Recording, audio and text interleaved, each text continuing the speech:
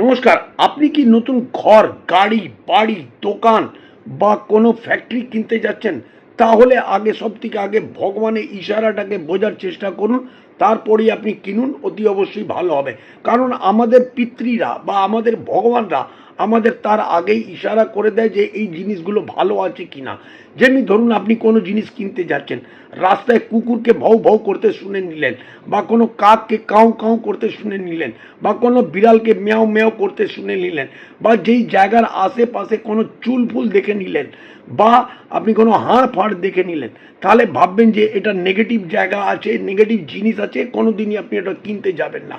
হ্যাঁ, যদি আপনি কোনো জিনিস কিনতে যাচ্ছেন, আপনি কোনো কোকিলকে দেখে নিলেন বা কোনো গরুকে দেখে নিলেন, এই ধরনের কোনো পজিটিভ জিনিসকে যদি আপনি দেখে নেন, তাহলে ভাববেন যে আপনার পিতৃরা বা আপনার ভগবান আপনাকে ভালো সংকেত দিচ্ছে যে এই জিনিসটা তুমি কিনে নাও, তোমার পক্ষে ভালো হবে।